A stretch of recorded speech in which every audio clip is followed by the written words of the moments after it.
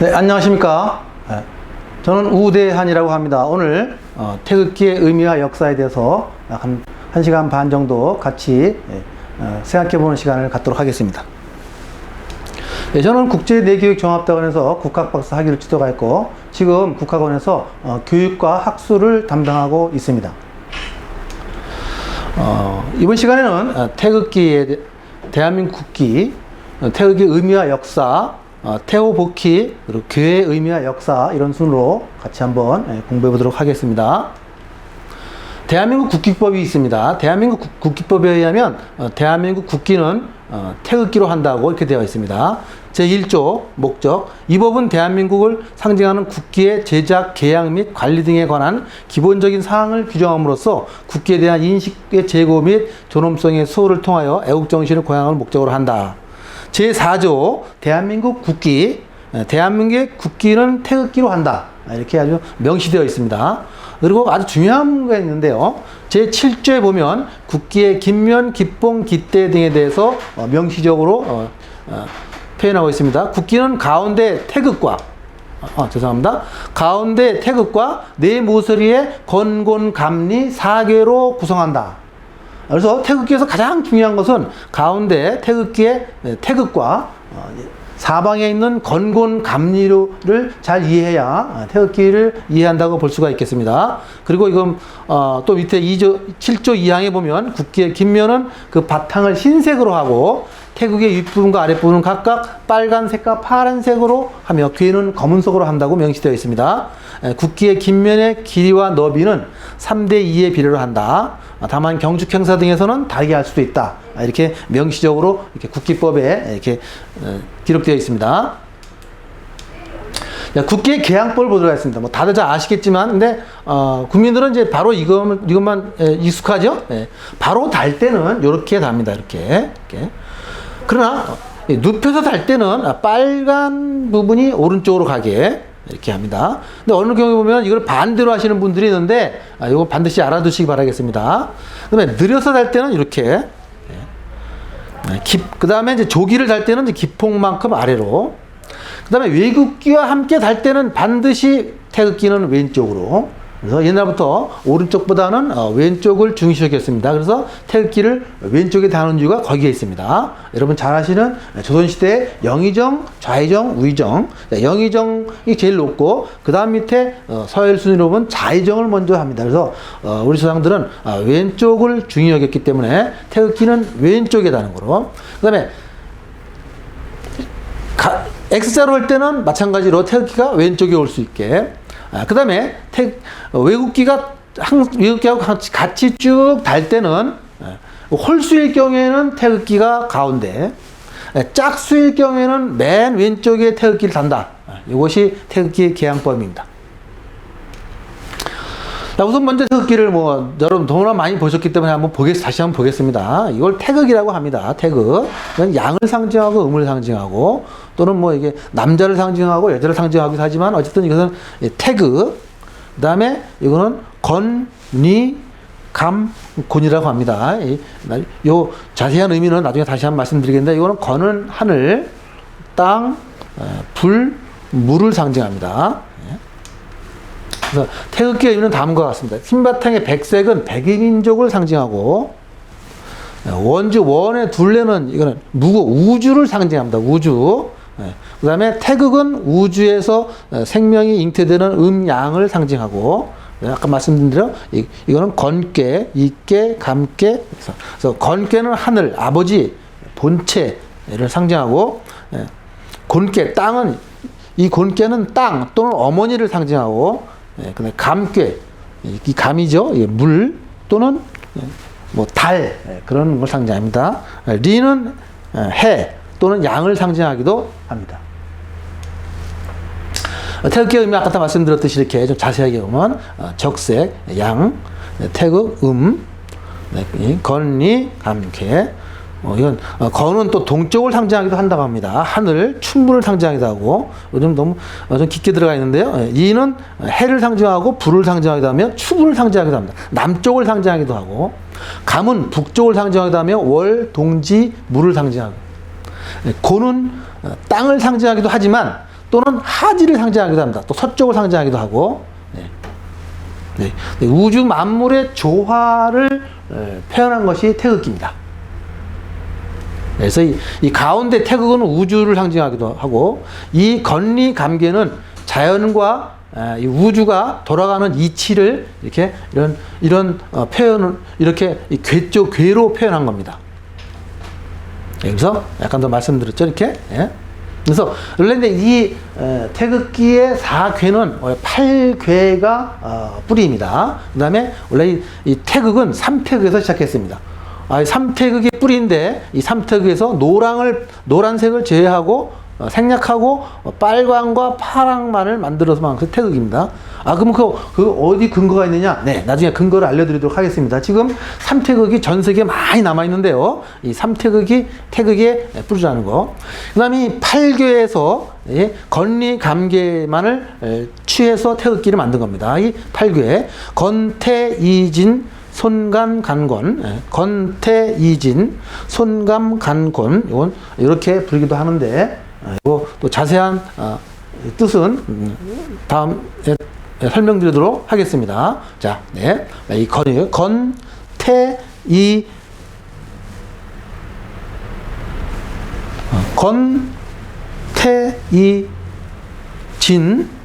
손감간권. 그래서 여기서 건과 이, 그 다음에 감과 곤을 택해서 태극기를 만든 겁니다. 그래서 이 태는 늪을 상징하고 불을 상징하고, 그 다음에 이는 간은 산을 상징하고, 손은 바람을 상징하고, 감은 물을 상징하고, 진은 번개를 상징합니다.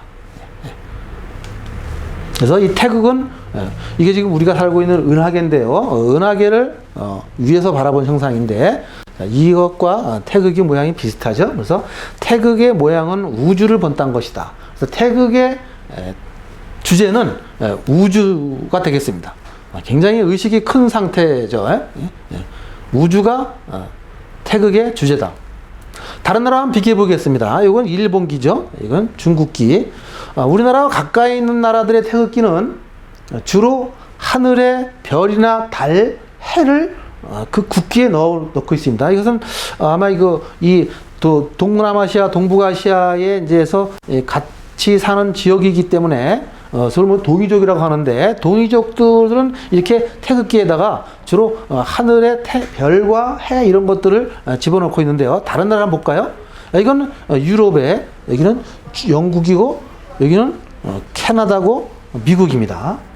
자, 우리 태극기의 주제는 우주인데 다른 나라는 주제가 뭘까요? 한번 볼까요?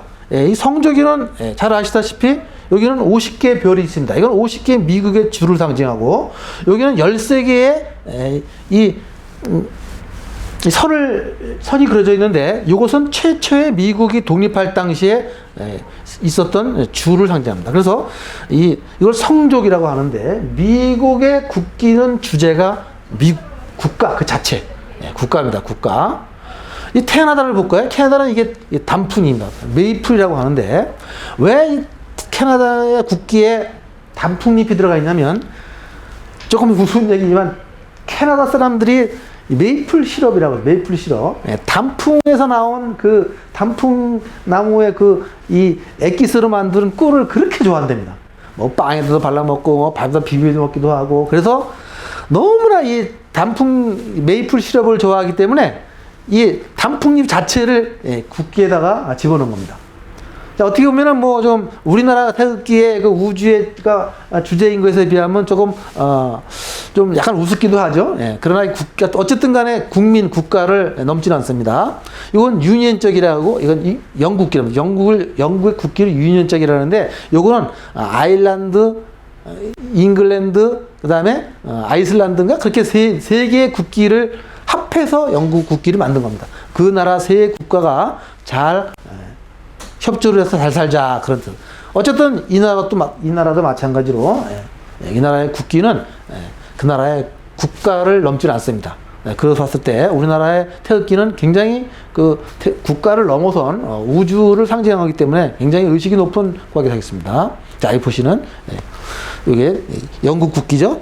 잉글랜드, 스코틀랜드, 아일랜드를 합쳐서 영국 국기를 만든 겁니다.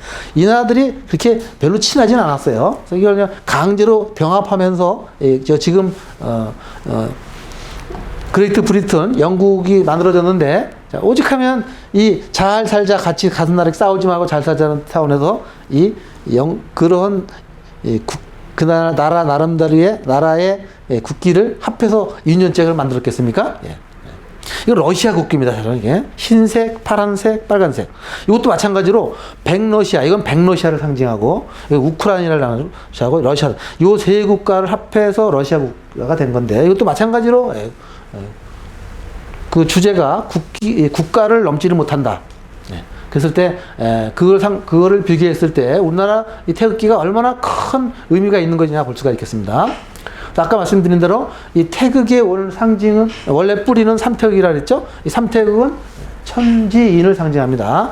빨간 것은 하늘을 상징하고 파랑은 땅, 노란 것은 인. 그래서 천지인, 하늘과 땅과 사람이 아주 평화롭게 어우러져 있는 이런 모습이 삼태극입니다. 그것을 생략화시킨 것이 태극이죠. 그래서 이 태극은 다른 나라의 국기와는 다르게 우주가 주제라는 거, 이걸 우리가 굉장히 좀 자긍심을 가져야 되겠습니다. 그래서 태극의 역사를 한번 볼까요? 태백일사 신시봉기라는 거에 글에 보면 태우의 환웅은 12였는데 막내는 태우복희다. 천하에서 괴들을 얻으셨다. 이 획은 세계가 끊어지고 세계가 이어지는 음양원리로 이루어졌다. 그 위치를 바꿔 추리하면 오모하고 삼극과 부합하여 변화가 무궁하였다. 자, 이것을 보시면 이 태극이라는 것은 우리가 보통 알고 있는 그 고종 황제가 박영효에게 지시해서 태극기를 이 구한말 때 만들었다고 되어 있는데, 사실 그 태극의 원래 뿌리는 약 5,000년 전부터 이 태우복희라는 분이 동이족의 우리 조상입니다. 태우복희라는 분이 만드는 것으로 이렇게 기록이 되어 있습니다. 그래서 이 태우복희 씨 5,000년 전에 태극기의 활개를 처음 그린 동이의 대성인. 그래서 이 태우복희를 우리나라 사람도 잘 모르는데 중국에는 굉장히 유명합니다.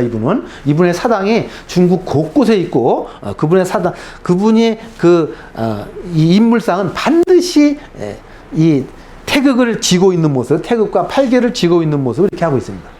그래서 이분을 저희가 잘 알아야지. 이분을 잘 모르면 이 중국 사람으로만 생각한다 그러면 이 태극기의 모든 그런 뿌리가 이 중국으로 되는 거겠죠. 그렇게 하면 좀 많은 문제가 있을 것 같습니다. 그렇죠? 배달국시 5대 태우의 천왕의 막내 아들입니다. 중국 사망오제 중에 한 분이고, 이건 중국에서 이렇게 돌아다니는 이렇게 인물인데, 반드시 이분은 태극과 팔개를 가지고 있는 모습으로 이렇게 묘사되어 있다. 마찬가지고, 중국 하남성에 있는 태우복희의 사당입니다. 아주 굉장히 화려하죠. 사람도 많고, 태우복희를 자기네들 성인으로 이렇게 모시고 있는 거죠. 그런데 이 태우복희는 우리나라의 일부 기록에 보면 배달국 시대의 5대 태우의 천왕의 막내 아들이다. 그 당시에만 해도 이 장남에게 이렇게 왕을 물려주는 그런 것이 이제 관리가 되어 있는데, 이 막내 아들이 너무 똑똑하니까 그 태우의 천왕이, 야, 너는 왕이 못 되니까 저쪽 중국의 저쪽 남쪽으로 가가지고 거기 있는 사람들을 교화해서 나라를 다스려라. 그렇다는 기록도 있습니다. 그래서 그쪽으로 가서 중국 사람들을 다스리면서 이제 이 우주의 오묘한 진리와 조화를 태극과 이 괴로 이렇게 괴를 발명을 해서 이렇게 알렸다는 것이 지금 일반적인 그런 이론입니다. 그러나 이제 보면 이게 1998년 중국 상해 출판사 역대 제왕록에 보면 태우복희 왕은 진구의 출신이다. 태우복희가 동이조라는 것은 고대로부터 공인되어 온 말이다. 중국 학자 부산연이 말하기를 태우복희는 동이족이다. 중국 사람들은 우리나라를 칭할 때 한민족이라 그러지 않고 보통 통칭해서 동이족이라는 동이족. 중국을 중심으로 했을 때 동쪽에 사는 사람들, 동쪽의 사람들은 누구에게? 백두산 쪽에. 당연히 우리 한민족이겠죠? 이쪽 출신이라는 거지, 태호복희가. 태호복희가 여기서 태어나서 이쪽으로 아버지의 명을 받고 이쪽 남쪽으로 내려갔고 여기서 나라를 일으키고 나라를 다스렸다는 것이 중국 학자들도 그렇게 주장하고 있는 겁니다. 예. 이거 중국 찡따오 청도에 있는 태호복희상입니다. 예, 마찬가지로 딱 뭘 쥐고 있죠? 예, 두 손으로 양손으로 태극과 팔개를 쥐고 있습니다. 중국 사람들은 정확하게 태극과 팔개가 태호복희가 만든 그런 그 원리고 철학이라는 것을 정확하게 지금 인지하고 있다는 것을 알 수가 있겠습니다. 근데 우리나라는 이 태호복희에 대한 태호복희를 기리는 사당이 하나도 없어요. 일부 이제 이렇게 우리 역사 바로하기라든지 이런 시민단체에서 이런 태호복희에 대해서 이렇게 알려주고 있지, 뭐 국민 대부분이 태호복희에 대해서 굉장히 무지한 편이죠. 예? 우리가 알아야 되겠습니다. 왜 알아야 되냐면 태호복희를 우리가 모르면 태극기가 중국의 철학과 중국의 역사 문화를 뿌리로 두고 있다는 것이 되겠습니다. 그럼 우리 국민으로 볼 적에는 굉장히 좀 어떻게 보면 서글픈 얘기고, 우리의 뽀로를 모르는 무지함이겠죠. 그래서 태호복희는 중국 학자들도 얘기하기를 태호복희는 동이족의 수장이다. 동이족 출신이다. 중국 사람들은 우리를 동이족이라고 부른다. 그러면 이 태호복희 누구였어요? 우리의 조상 중에 한 분이라는 거죠. 네. 이거는 이제 투르판 벽화에 보는 중국의 사망어제 태호복희와 여동생 여화인데, 이 투르판 벽화를 이렇게 재현한 겁니다. 이렇게. 원래 이 신화적인 인물이 아니고 원래 살아있는 원래 역사적인 인물인데 이렇게 표현한 거죠. 이렇게.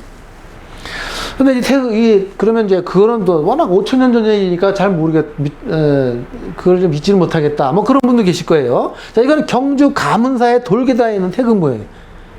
서기 600년경에 31대 신문왕이 아버지 문무대왕의 뜻을 이어받아갖고 628년에 중공하는데 이 경주 가문사 저기 포항 쪽으로 가는 그 쪽에 있어요. 제가 직접 가봤는데 거기에 보면 이 돌계단에 이 태극 문양이 있습니다. 이게 태극 문양이 지금부터 약 1400년 전에 만든 건립한 절에 있는 이 가문사라는 곳의 태극 문양이에요. 자, 이것을 봤을 때 태극이라는 문양은 고종황제 때 1890년 뭐 이런 뭐 100여 년 전에 이게 나온 것이 아니고 이미 최소한 우리나라에서는 1400년 전에 이 태극 문양이 있었다는 것이죠.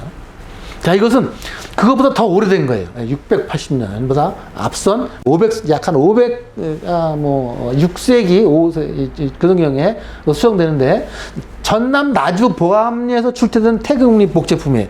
이건 백제 것으로 추정되는데 여기 다 보시면 정확하게 나와 있죠? 이것은 태극 문양이에요. 그래서 최소한 삼국시대 이전부터 이 태극 문양이 일반화되고 있었다. 그것을 이렇게 증언하고 있습니다. 이거 더 놀라운 것은 대형박물관에 이집트 안에 있는 태극 문양, BC 3000년에서 4000년 전에 만들어진 이 양탄자에 이 태극 문양이 이렇게 돼요. 태극 문양이. 자, 이건 굉장히 놀라운 일인데, 그러면 태극 문양이 어떻게 이집트에서 태극 문양이 발견됐는가? 이렇게 추정할 수가 있겠습니다. 그 당시 지금 이렇게 얘기하는 사람들은 좀 믿지 못할 얘기라고 했지만 그 당시에 태극에 관련된 어떤 철학이 이집트까지 전파가 됐다고 추정할 수밖에 없는 겁니다. 안 그러면 이 우리나라의 태극기가 이집트에서 건너왔다라고 그렇게 볼 수밖에 없는 겁니다. 이게 태호복희의 그런, 근데 사실 요거는 태호복희보다 나중 이야기거든요. 그러니까 태호복희의 그런 이야기를 그 역사적인 그런 사실을 우리가 인정하지 않는다면 이집트의 태극이 철학이 우리나라로 건너왔다, 이렇게밖에 볼 수가 없는 거죠. 그래서 역사가 중요한 겁니다. 그런데 다행히도 이거 상생방송에서 이렇게 방영이 된 건데요. 그 BC 2177년에 이때 진안에 있던 단군이 삭정이라는 한 지배자가 이 지방의 지방의 군을 다스리는 자가 하도 흉악하니까 약수로 유배했다, 이런 기록이 있습니다. 이걸 왜 저희가 보여드리냐면 이 훈족의 조상이 삭정이에요. 삭정은 단군의 부하에 있던 사람인데 이 훈족에서 태극 문양이 굉장히 많이 발견됩니다. 훈족은 이쪽 지방에 있던 사람들이에요. 그래서 훈족이 점점 여기 중국에 밀리면서 이쪽으로 내려갔는데 이쪽 훈족이 움직이는 곳마다 태극 문양이 계속 발견됐다는 거예요. 자, 그러면 이 훈족에 대해서 우리가 정확하게 알아야 되겠습니다. 훈족에 대해서 정확하게 모르면 이 태극이 또 훈족의 철학 문화로밖에 볼 수가 없는 거죠. 예? 그러니까 훈족은 BC 4세기경부터 예? 기원 5세기까지 약 1000년 동안 북방 지역을 지배했던 민족입니다. 이쪽에. 자, 저희가 왜 이걸 보여드리냐면 태극 문양에 이쪽 훈족의 이동을 따라서 많이 발견된다는 거죠. 그래서 우리가 훈족에 대한 문화를 알아야 되겠습니다. 이 태극 문양을 정확하게 이해를 하려면. 예? 자, 이것은 1974년 경주 계림로 14고분에서 발견된 이 황금 보고입니다. 굉장히 유명한 보고이죠. 이 카자흐스탄에서 제작돼서 신라로 유입된 것 추정되는. 왜냐하면 이 황금 보고원에 박혀 있는 이 구슬알들이, 이런 보석들이 카자흐스탄 지방에서 나는 보석입니다. 우리나라 보석이 아니에요. 신라의 금관은 구리 함량이 1%인데 황금 보고는 3.3%. 우리나라에서 만약에 황금 보고를 만들었다면 구리 함량이 1% 정도 될 텐데 대부분 이 황금 보고는 이 구리의 함량이 틀립니다. 그래서 이 황금 보고는 카자흐스탄 지방, 아까 제가 말씀드렸듯이 카자흐스탄이 훈족이 이쪽으로 이동해 가면서 세웠던 나라로 추정되는데 거기에 보시면 이렇게 삼태극이 명확하게 되어 있는 거죠. 삼태극이. 예, 태극의 원조인 뿌리인 삼태극이 발견되고 있는 겁니다. 자, 그렇기 때문에 이 태극의 문화는 1, 2년 된 나라, 1, 200년 된 거 아니고 1, 2천년 된 것이 아니라는 거죠. 예. 이것이 그 유명한 그 황금 보고입니다. 보물 634호, 335호. 예. 신라의 황금 보고와 카자흐스탄 검이 또 매우 흡사합니다. 그 다음에 이 카자흐스탄에서 발견되는 황금 보검이 신라에서 발견된 황금 보검과 묘양이 비슷합니다. 흡사하고, 그 다음에 아까도 말씀드렸듯이 여기에 박혀있는 이런 구슬의 이 보석들은 카자흐스탄 지방에서 발견되는 그런 보석들이다. 그래서 또 3kg 이상의 원석을 찾아보기 힘들다 우리나라에서는. 그래서 이런 것들이 이런 텔레비를 통해서 방영된 건데요. 이런 국립중앙박물관에서 이런 거 다 전부 이렇게 조사한 결과 이것은 이쪽 지방에서 만들어진 황금 보고입니다. 근데 이쪽 지방에 이제 불가리아라는 곳을 우리가 한번 주목해 보겠는데 불가리아 사람들 대부분이 몽골 반점이 있습니다. 이런 몽골 반점이 뭐냐면 동이족의 대표적인 신체의 특징입니다. 그래서 이 훈족이 이쪽으로 이동해서, 결국 훈족도 동이족이죠. 동이족이 이동해서 세운 나라가 불가리아다. 근데 그쪽 지방에서 발견되는 또 이 삼태극 문양이 또 있습니다. 이 삼태극 문양이죠. 이쪽 트라키아라는 지방에서. 그러니까 이게 아까 이집트에서 발견된 양탄자의 태극 문양이 있는 것도 마찬가지로 이쪽 불가리아 트라키아 지방에서도 발견되는 이런 이 삼태극 문양을 볼 적에 이 삼태극 문양은 이미 수천 년 전에 이쪽 이 훈족의 이동에 따라서 쭉 전 세계에 이미 많이 퍼져 있었다는 것을 알 수가 있겠습니다. 트라키아와 신라 황금 보검의 소용돌이 문양입니다. 굉장히 흡사하죠? 그 당시에 이 태극의 문화가 퍼져 있었다. 그러면 이 태극을 아까 제가 뭘 상징한다고 했습니까? 우주를 상징하는데. 그래서 우주의 천지인 정신이 우주의 그 돌아가는 조화와 원리를 상징하는 천지인 정신이 이미 수천 년 전부터 이 전 세계로 퍼져나갔다는 것을 볼 수가 있겠습니다. 자, 이분들은 뭐 블라디미르 디미트로프 미술학자 이런 분들, 그다음에 이건 다 이제 그 TV에서 그쪽에 가서 직접 이제 이렇게 인터뷰한 것들인데요. 자기네들 그 불가리아 사람들한테 몽골 반점이 있다. 그다음에 이런 트라키아 사람들은 몽골인과 비슷하다는 것을 이렇게 증언해주고 있는 겁니다. 트라키아 시대의 벽화입니다. 이게 말을 타고 창을 던지는 이 유목민들 훈족의 후예라는 것을 알 수가 있겠습니다. 그리고 이 DNA를 조사한 결과 DNA도 흡사하다. 스키타인과 신라인, 몽골 현대인이 요 동그라미에 다 같이 있습니다. 그렇기 때문에 이 태극 문양이 어떻게 중국에서 저쪽 유럽까지 갈 수가 있었는가? 이것은 아까 말씀드린 대로 훈족이 이동함에 따라서 그 문화가 그쪽으로 이동했다. 라고 볼 수가 있거든요. 왜냐하면 DNA가 흡수하기 때문이죠. 신라의 DNA나 몽골인의 DNA나 스키타인의 DNA나 우즈베키스탄의 DNA나 거의 99.9% 똑같다는 거죠. 그렇기 때문에 이것으로 봤을 때 태극의 문양이 그쪽으로 흘러간 거는 거의 정확하다고 볼 수가 있겠습니다. 그 다음에 누금 세공 기술들도 이런 것들도 신라의 이런 세공 기술이나 지금 그쪽 카자흐스탄 지방에서 남아있는 세공 기술이 아주 흡사합니다. 그래서 이런 지금 우리 국민들은 이거 제대로 잘 모르고 있는데요. 이런 신라의 문화와 그쪽 카자흐스탄의 이 스키타이 문화가 굉장히 많이 닮아 있다. 그것은 문물의 이동, 문화의 이동, 그다음에 역사의 이동이라고 볼 수가 있겠습니다. 그래서 누금 세공 기술, 아까 예전에 그 황금 보검에 그 남아 있는 그 누금 세공 기술이 이렇게 지금 이게 빨간 이 황금색 보시죠? 이런 거 발견되고 있는 겁니다. 그래서 이 훈족, 여기서 이 단군조선 시대에 있던 그 훈족이 이동하는 경로와 굉장히 흡사하게 똑같이 그런 누금 세공 기술이 유물이 출토지입니다. 그래서 여기 왔다 서 마찬가지로 여기에 있는 철학이나 문화도 이동됐겠죠. 그렇기 때문에 여기를 따라서 삼태극 문양이 있는 유물이 계속 발견되고 있다는 겁니다. 어디까지 갔겠습니까? 아까 말했던 이집트까지 갔다는 거죠. 조금 이걸 처음 듣는 사람들은 잘 이해가 가지 않겠지만 이미 학자들 사이에서는 굉장히 많이 연구가 되어 있고 논문도 많이 나와 있는 상태입니다. 그래서 신라의 뿔 모양으로 된 잔, 트라케에 있는 솥불 잔 비슷하지 않습니까? 이런 여러 가지 이런 유물들이 그런 것을 증명해 주고 있습니다. 이건 또 대표적인 지금 이미 논문이 많이 나와 있는데요. 흉노의 대표적인 동복이에요.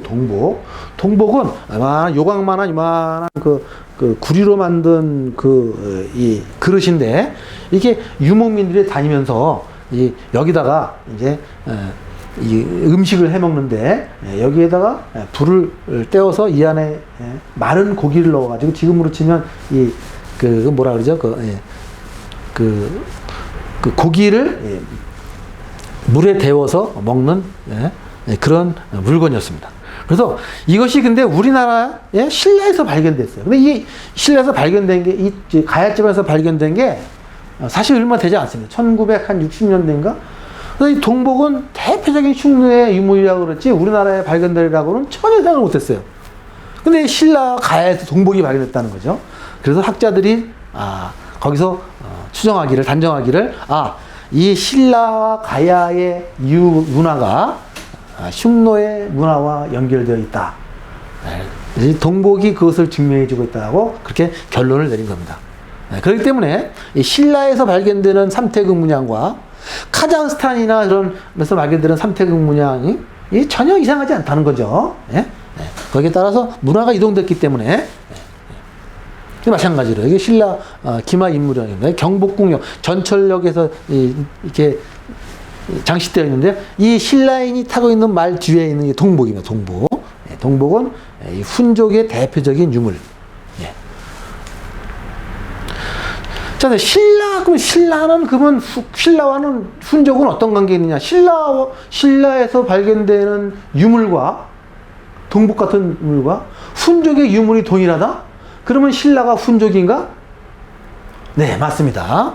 최근에 이 문무왕비가 발견되는데요. 문무왕비에 보면 문무왕릉 비문에 신라는 흉노 왕자의 후손인 김일제가 조상이라는 그런 기록이 발견됐습니다. 놀라운 일이죠. 이건 최근의 일인데, 그래서 신라는 훈족이 뿌리다.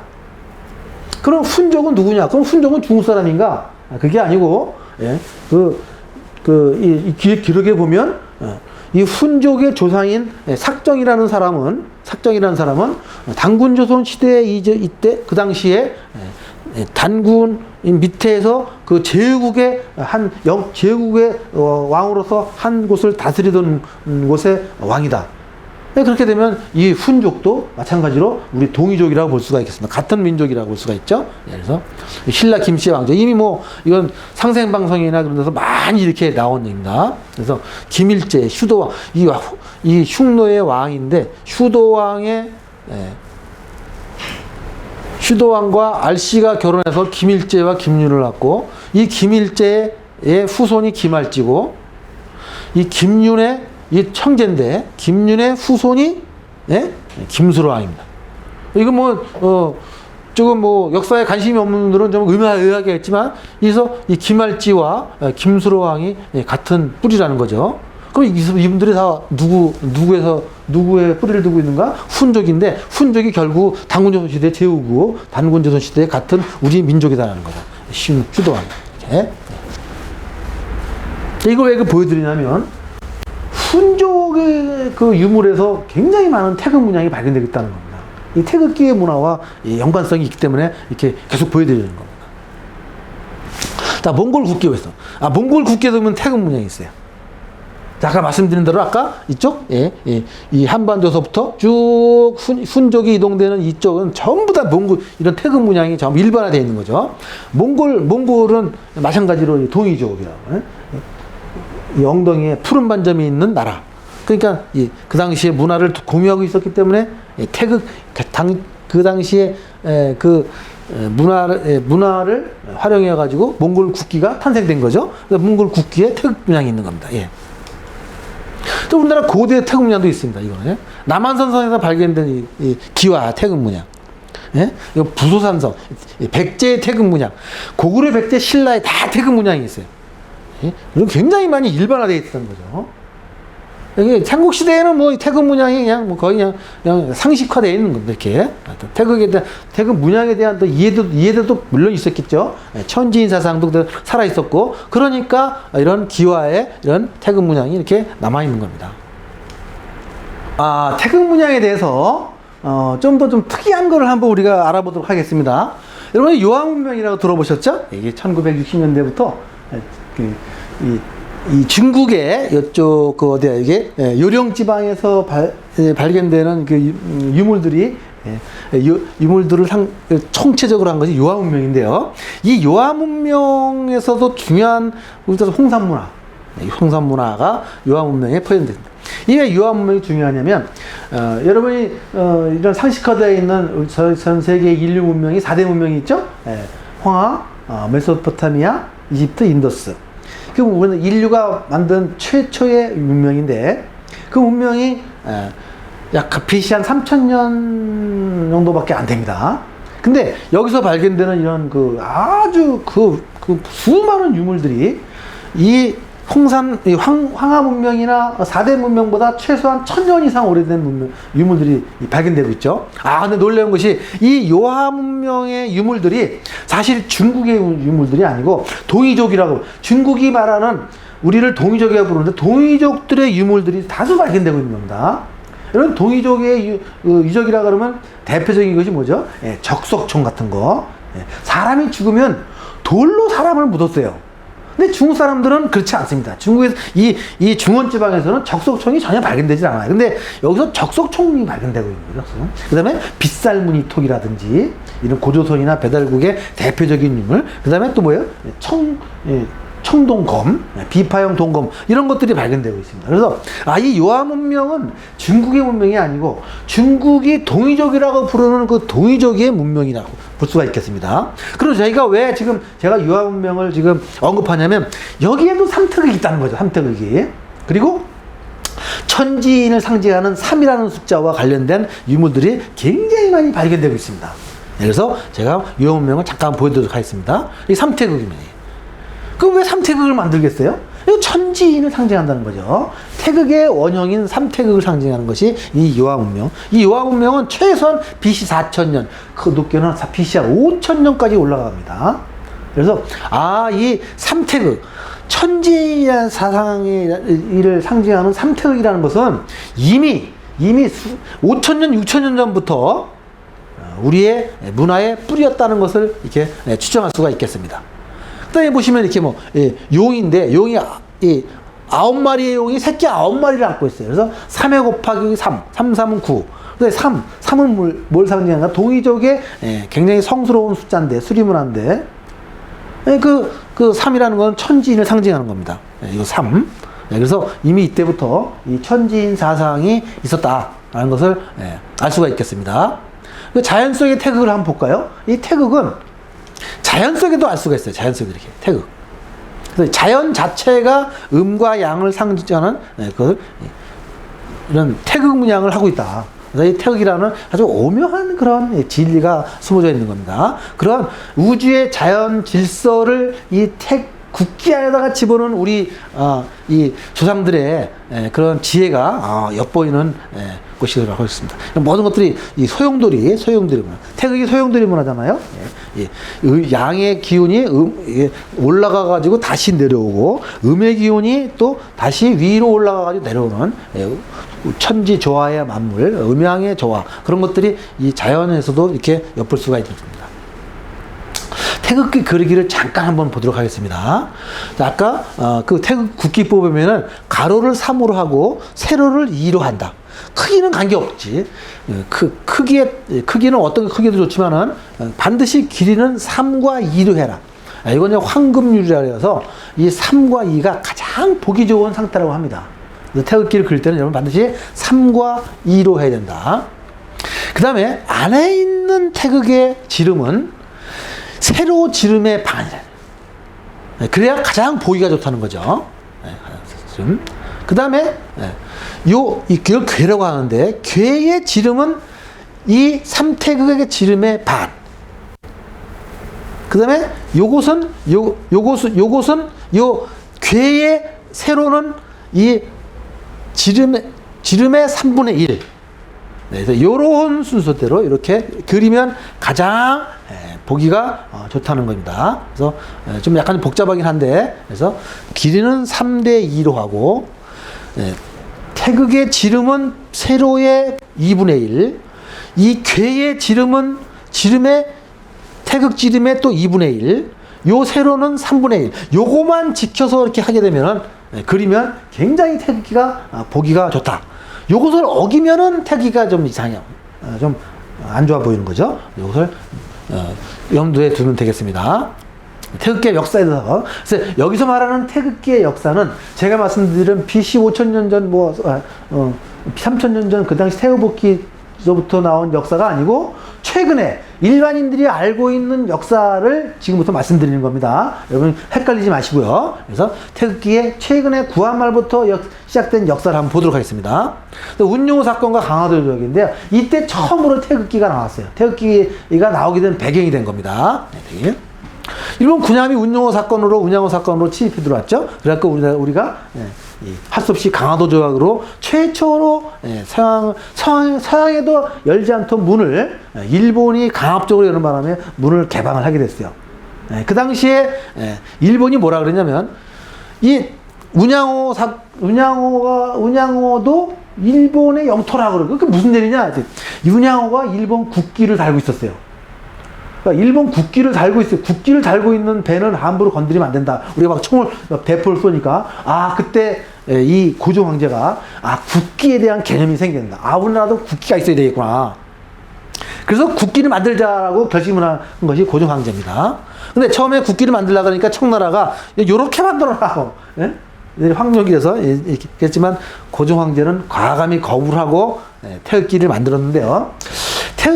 이 고종 황제가 박영호에게 지시했고 태극기를 만들었을 때 박영호가 이렇게 태극기를 만들었다고 하는데, 박영호가 무엇을 근거로 해서 태극기를 만들었는지는 역사 기록이 없습니다. 근데 우리가 추정하건대, 아까 제가 쭉 보여드렸듯이 우리나라의 모든 문화의 핵심, 철학의 핵심이 태극이라고 했죠. 3태극. 그것을 박영호가 알고 있지 않겠나. 그런 차원에서 그런 이유로 해갖고 고종 황제가 태극기를 만드는 겁니다. 박영호에게 지시해서. 요것이 오른쪽 맨 밑에 있는 것이 1882년 박영호가 일본으로 갔을 때 사용한 태극기라고 합니다. 그런데 이것이 1882년 9월달 태극기예요. 근데 요거보다 조금 앞에 먼저 한 4개월, 5개월 먼저 나온 태극기가 있어요. 그게 이태진 교수가 발견한 건데, 박영호 태극기 1882년 9월달에 만든 거예요.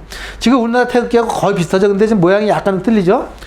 지금 태극기는 이건 오른쪽에서 왼쪽으로 돌아가는데, 원래 태극기, 지금 태극기는 이렇게 돌아가잖아요. 여기 모양이 약간 틀리고, 그 다음에 이 괴는 다 똑같습니다. 현재. 근데 이것이 이태진 교수가, 서울대 명예교수 이태진 교수가 이 논문을 통해서 밝힌 건데요. 사실 구한말 때 가장 최초의 태극기는 박영효 태극기가 아니다. 그럼 누구 태극기인가? 역관 이응준이 만들었대. 1882년 5월 달에 만든 태극기입니다, 이것이. 근데 약간 좀 틀리죠? 이것은 지금은, 이건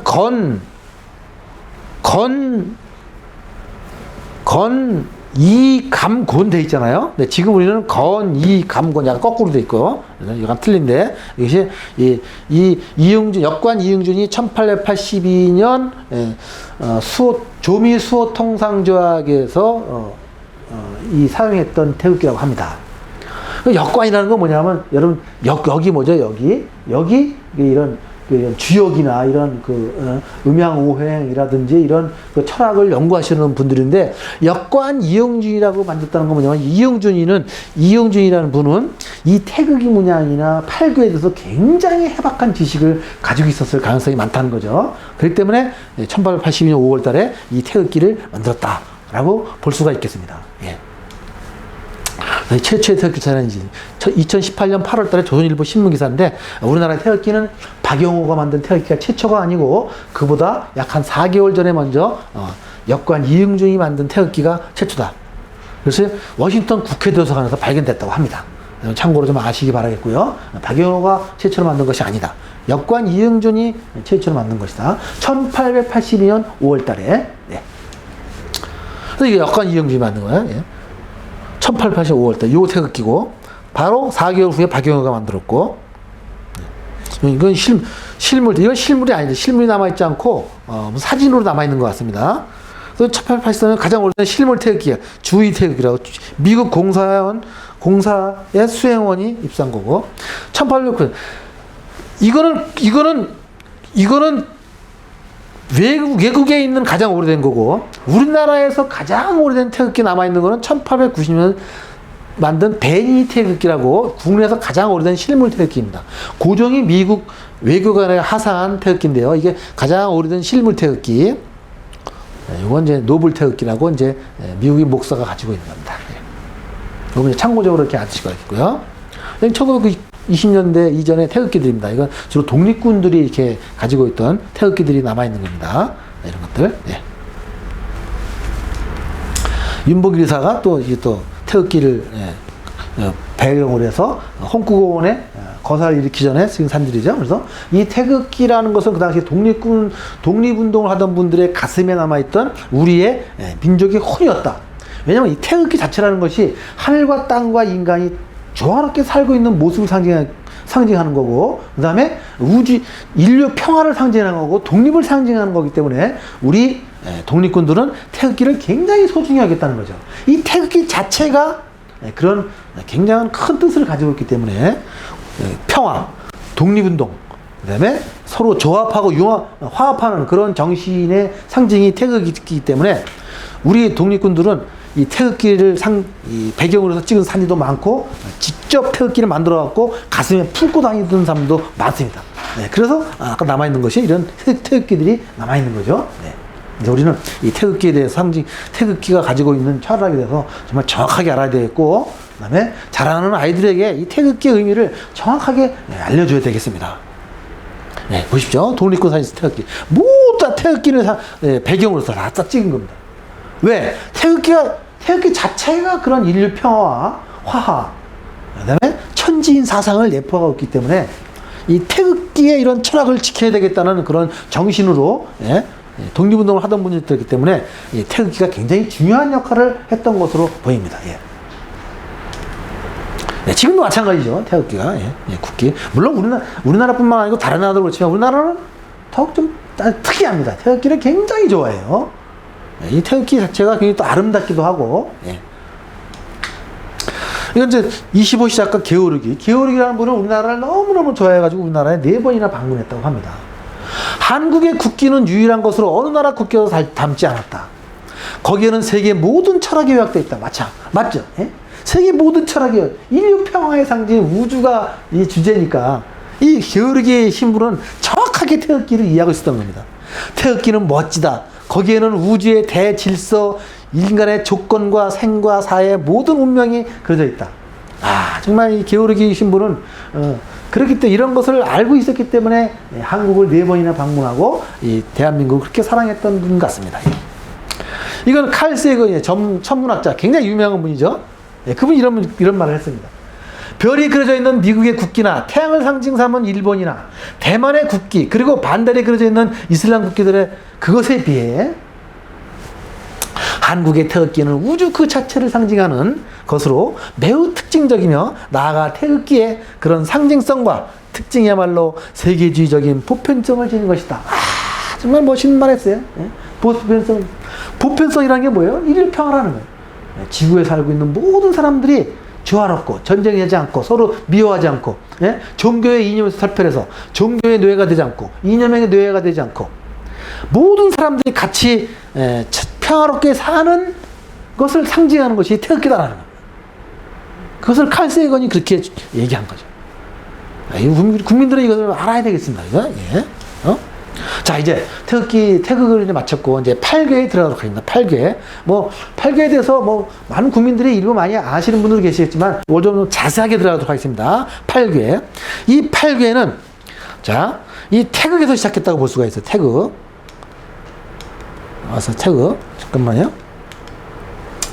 태극이 분화돼서 양음이 되고, 이것이 태양, 소음, 소양, 태음이 되고, 이것이 다시 건태, 이진, 손감, 간곤으로 했다. 이것은 무엇을 의미하는가?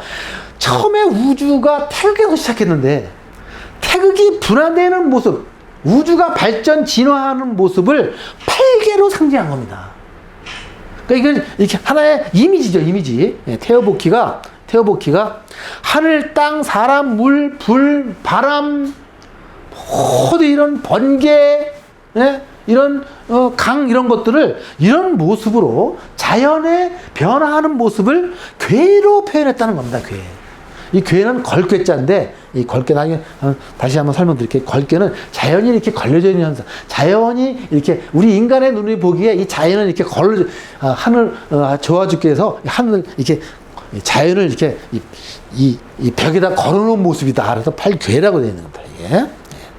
다시 한 번 말씀드리면, 태극이 원래 무국입니다. 무국에서 태극이 되고, 태극에서 음과 양이 나오고, 음과 양에서 태양, 소음, 소양, 소음. 이 태양은 가장 밝은 걸 상징해요. 태양. 소음은 약간 밝은 거, 소양은 약간 어두운 거, 태음은 가장 어두운 거. 우리가 그렇지 않습니까? 밝음도 잠깐 밝음이 있고, 약간 밝음이 있고, 어두움도 까만 밤이 있고, 그슴푸레한 새벽이 있잖아요. 그런 우주 만물 자연 현상을 궤로 표현합니다. 네. 아시겠습니까? 예. 우주 표현인데요. 역은 태극이다. 그래서 이 역이라고, 이 주역이잖아요. 그래서 이런 것들을 조합해서 정리해서 만든 것이 중국의 주역이라는 거예요. 주역. 철학. 우리가 주역이 많이 유명하잖아요. 이 역이라는 거는, 해와 달, 이게 달이라는 뜻이에요. 해와 달의 운행 원리를 잘 연구해서 이것을 풀이하고, 이렇게 사람들의 그 운명까지 이렇게 내다보는 것을 역이라는 거예요. 역은 태극이다. 태극이 양의를 낳고, 양의는 사상을 낳고, 사상은 8개를 낳는다. 8개는 기둥을 정하고, 기둥은 모든 인간사를 낳는다. 이게 주역 계사상전 11장에 나와 있는데, 이게 아까 말씀드린 대로 이 역이라는 것은 우주 자연의 변화는 처음에 태극에서 시작했다. 사실 태극이 아니고 무기죠, 무구. 전혀 없는, 아무것도 없는 상태. 그래서 우리가 천부경에 보면 일시무시라고 그러는데, 천부경에 보면 일시가 시작했다는 것이 태극이라는 거예요. 시작하기 전에는 무였다는 거죠. 그래서 무에서 일시작이 되고, 태극이 시작이 되고, 태극이 다시 음양을 낳고, 음양은 또 사상을 낳고, 이런 뜻. 우주가 발전하는 모습을 이 8궤로 설명한 겁니다. 그래서 8궤는 형이상학적인 궤의 명칭은 건곤, 진손, 감리, 간태. 건태이진, 손감, 감관이고, 형이학적인 명칭이고, 형이학적인 성상은 이건 천지, 뇌풍, 수화, 산태. 하늘과 땅, 번개, 바람, 물, 불, 그 다음에 산과 연못. 이것을 상징한다는 거예요. 형이상학적인 명칭은 건퇴이진 손감감가원, 형이상학적인 경우는 천지뇌풍 수화탄택이라 이렇게 지은 겁니다. 한팔기라는 게. 참 중국 신장 위구 자체에 보면 팔괴성이에요. 이게 도시를 이렇게 팔기를 이렇게 계획해갖고 만들었어요. 아, 그러면 팔괴는 중국어겠네. 이렇게 생각하는 사람들이 있을지 모르지만, 아까 말씀드렸듯이, 팔괴는 누가 개발했다고요? 태오 보키라는 우리 동이족의 조상이었던 분이 중국에다 알려줘가지고 중국의 이런 문화의 핵심이 된 겁니다. 그래서 아까 태극이 역이라고 했죠. 다시 말씀드려서 우주에 변화하는 그런 모습을 역이라고 이렇게 이름 진 건데, 역은 날일자와 달월자를 합한 거예요. 해와 달의 운행 원리와 그런 변화하는 모습, 물론 별도 들어가겠죠. 이런 모습을 철학적으로 정리하는 것을 역이라고 한다. 주나라 때 가장 많이 발전이 됐기 때문에 최표적으로 주역이라고 한다. 이 지역에서 가장 핵심적인 어떤 이것을 역할을 하는 것이 괴다. 괴. 주역의 근원. 옛날 태오 보키 씨가 천하를 다스릴 때 이게 또 태오 보키가 나오잖아요. 아래로 법을 땅에서 살폈으며 새와 정신의 모양, 초목의 상태, 이런 것들을 팔괴로 표현했다는 겁니다. 누가? 이 표현 포이라고 그러는데 원래 보키 씨. 보키 씨가 최초로 이런 새 모양, 우주의 자연의 모습, 상태, 사물들의 이런 그 모습들을 팔괴로 표현했다는 겁니다. 그 팔괴에서 사계를 취한 것이 태극기다. 이거는 하도한 악서인데, 이건 황하에서 용모가 나오고, 문왕의 낙수, 여기에 대해서는 조금 이론이 많습니다. 이것은 좀 후대에 좀 꾸며낸 얘기다.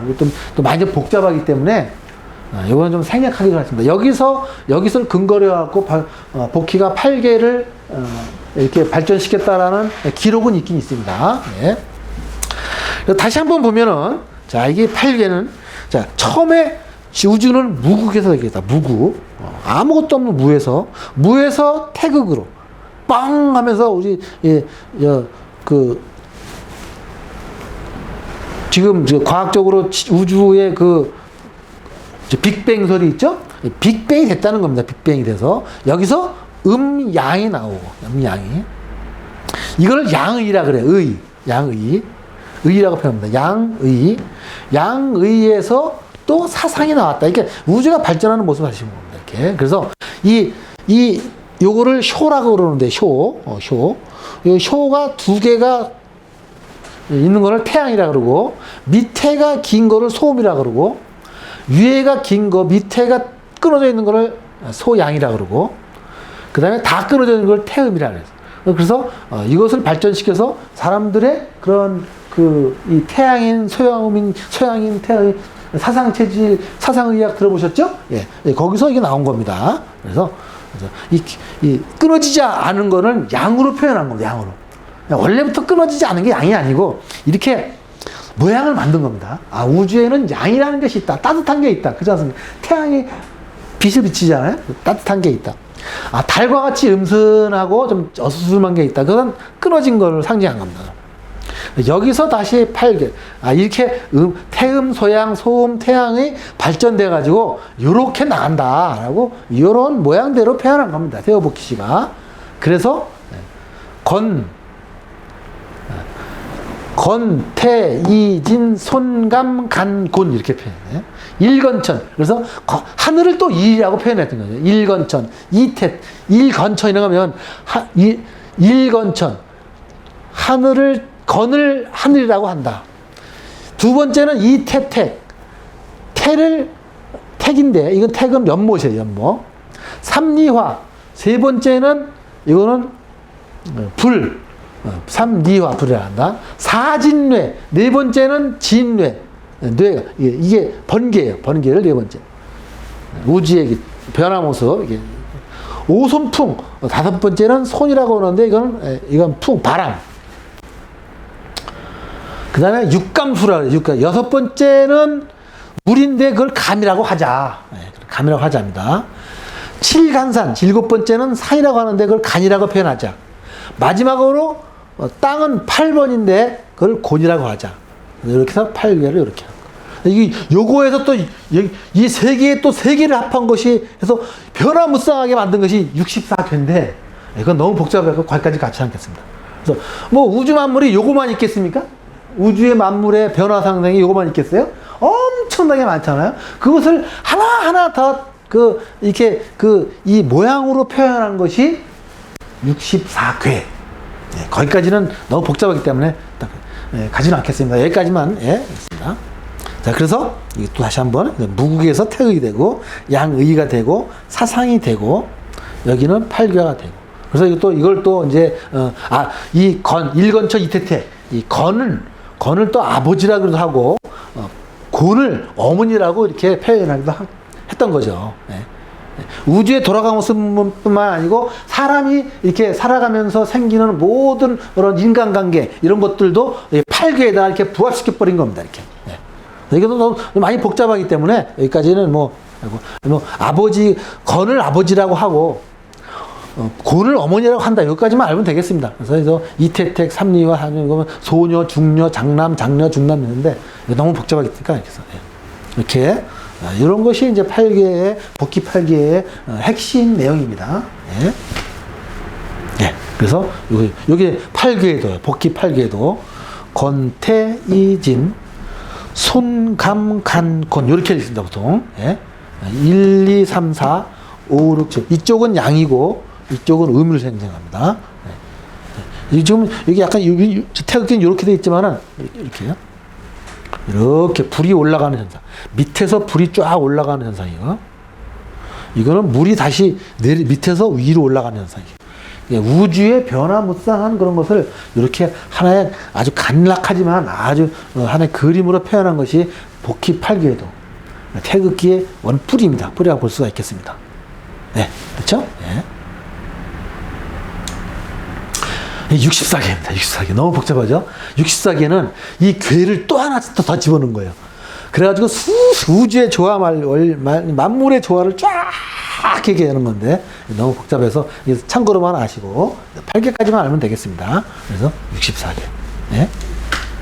괴의 의미를 한번 보겠습니다. 천재 만물의 그림을 걸어놓은 형상에 괴라는 걸괴.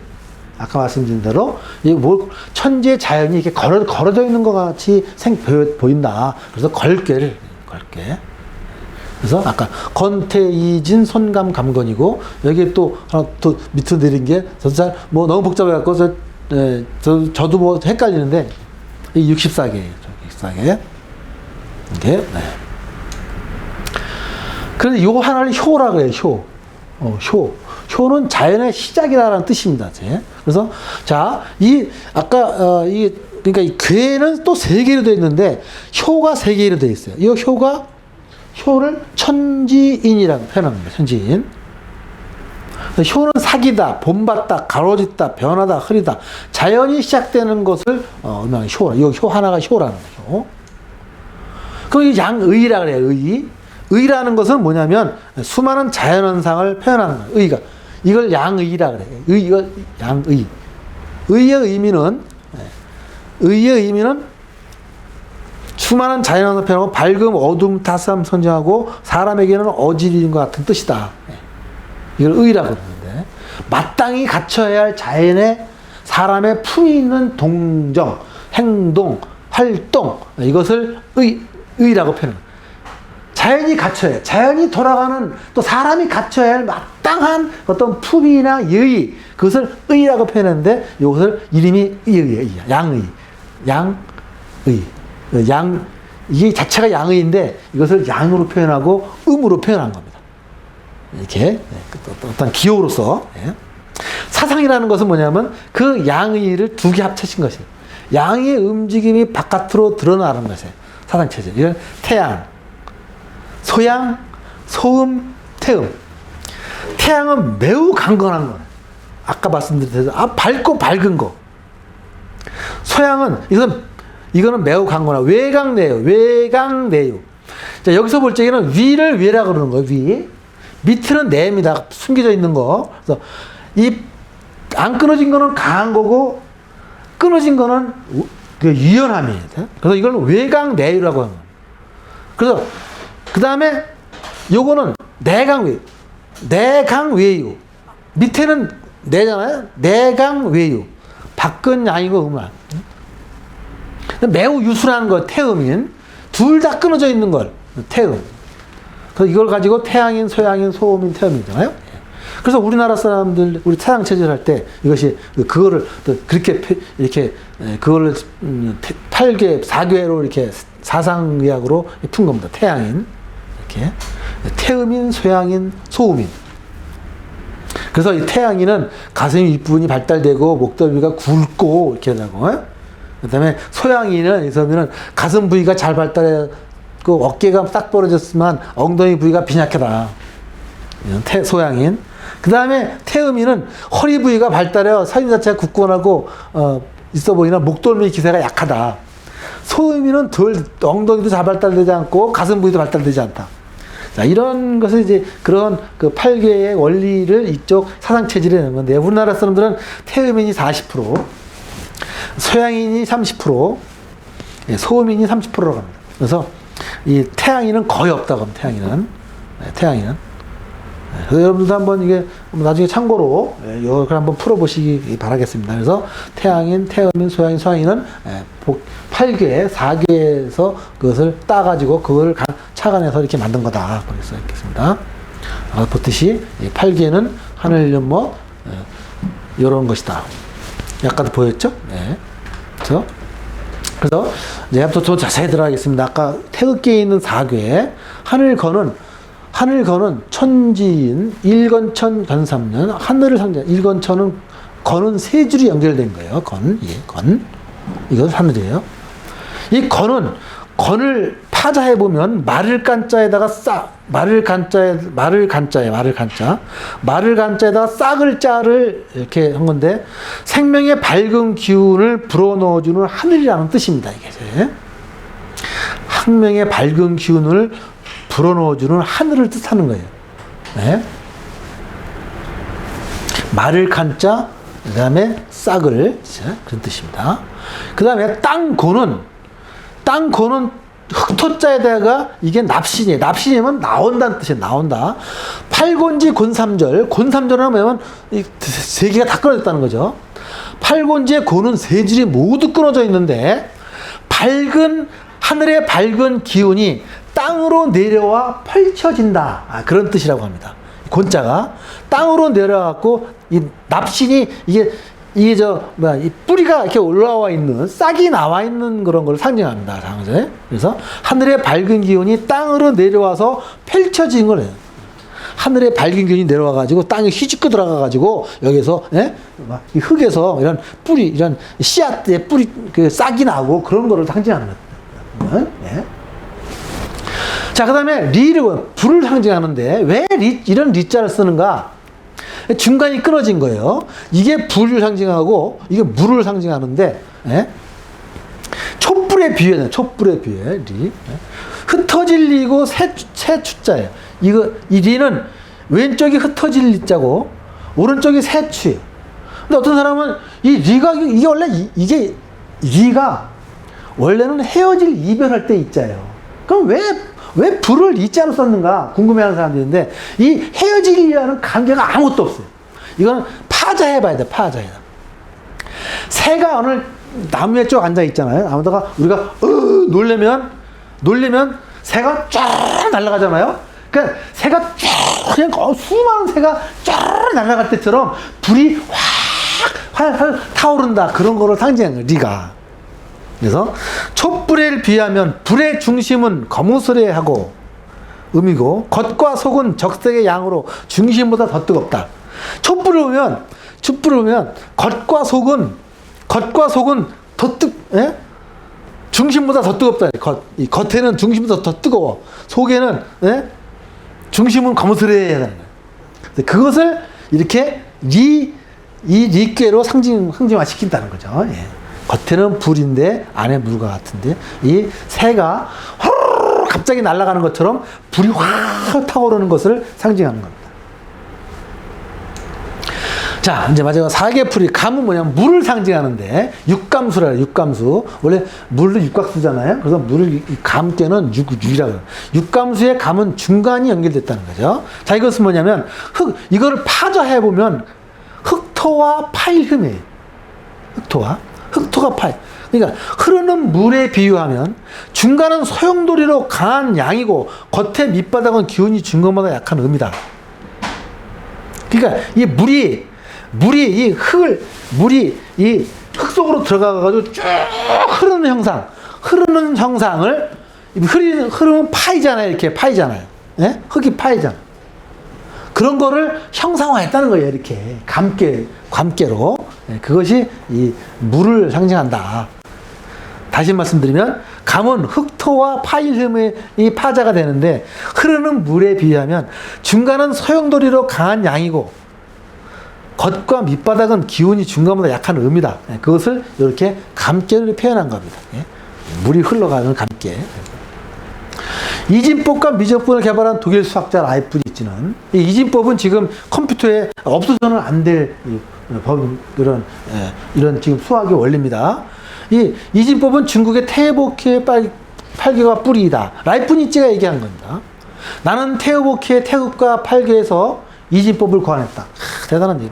그래서 이 테오보키의 팔괘의 그런 원리가 이진법을 발견한 라이프니츠는 테오보키의 팔괘에서 그것을 고안에 착안해가지고 이진법을 만들었다는 거죠. 지금 이 컴퓨터에서는 이진법이 없으면 이진법으로 풀지 않으면 이진법이 없으면 이 컴퓨터를 이 프로그램을 만들지 못합니다. 이 소프트웨어를. 그래서 이 테오보키가 얼마나 그 위대한 일을 했는가 우리가 알 수 있겠고 그렇습니다. 그래서 화민족의 위대한 조상을 우리는 기억해야 된다. 태극기의 그 태극과 그 팔괘는 모두 테오보키 씨가 BC 3528년부터 3413년까지 살아신 분인데 5500년 전에 태극기와 팔괘를 처음으로 이렇게 고안해내고 그 철학을 지금까지 알려주시고 그것이 이 태극기의 지금 원형이 되었다는 것은 대단한 우리의 이 자랑이라고 할 수 있겠습니다. 동이족의 대성인 테오보키를 이렇게 기억해 주시기 바라고 이것으로 오늘 태극기에 대한 강의를 모두 마치도록 하겠습니다. 네, 감사합니다.